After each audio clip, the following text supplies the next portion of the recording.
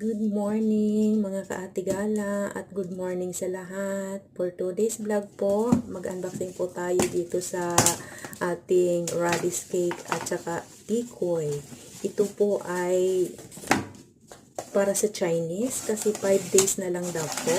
Ayan, Happy Chinese New Year na po sa kanila. So may nagbigay kay mama, yung isa niyang anak pumunta dito at nagbigay ng ganito. Ayan, i-unboxing natin guys. Ang una kong nilabas kay radish cake po yon. At ito naman pong pangalawa ay tikoy. So bukas po, ayan, ipiprito namin yan bukas. Kasi yung mga amo ko, aalis sila, magbabakasyon sila ng 3 days sa China. Pero babalik lang din naman. Ayan, sa araw ng Chinese New Year, nandito sila. So, ayan guys, tikoy at saka radish cake. Ayan, maraming salamat sa manunood. God bless everyone. Bye-bye.